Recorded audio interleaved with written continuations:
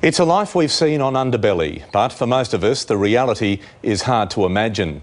Yet in Sydney, prostitution is a thriving industry, from the women who earn thousands in a single night to the desperate youngsters scratching out a living on street corners. Alison Langdon has spent the past month getting to know them, how they got there and how they survive.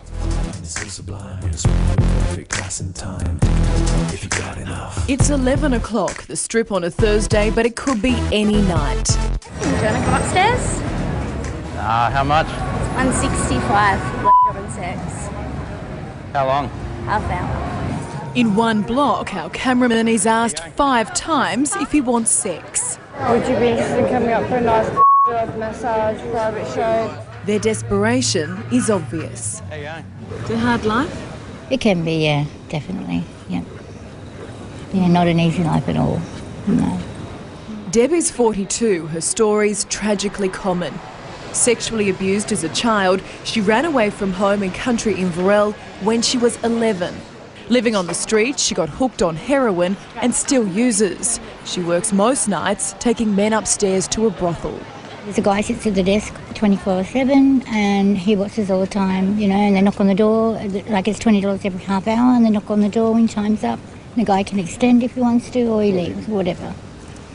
That's how it works. And I stay in the same place all the time. Her life's so different from most of us, but her dreams aren't. I'd get away from here if I had a daughter.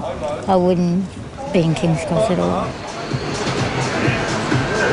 Shelley's 5-year-old daughter is in foster care. Until a year ago, the 22-year-old was just a stripper. To earn more money, she decided to try prostitution and then turned to heroin. I suppose dealing with the sex, like so many different men coming through, you know, it's pretty hard to be straight and do it. She hopes to one day get clean and get her daughter back, but for now, this is her life. Have you ever had any trouble at all? Yeah, I've had a few troubles with guys not wanting to pay and they take you on escort and things like that. It's once you move away from the bright lights to the dark side alleys where it gets really dangerous for the girls. How much? 50. Whereabouts? It's down here. Right in the back alley? Yeah. They work alone. No one looks out for them. Here, a man pulls up in his car. For as little as $20, the girl gets in. Illegal brothels now outnumber the legitimate ones roughly 4 to 1. The United Nations believes more than 1,000 women a year are smuggled into the country to work in such places. Once in, they become trapped in a vicious cycle. They're given drugs, then must work to pay back that debt, but never can. Night after night, Chaplain Rosemary Richardson roams the streets in the Salvation Army van. It's taken a long time, but the girls now trust and talk to her. Would you like a drink? Hot chocolate, please. This one actually chose the streets rather than a brothel because she gets to keep all of the money and works only when she wants to. Rosemary says she's heard all of their horror stories. Is that okay? Yeah. Girls have told me about being strangled, stabbed, beaten up.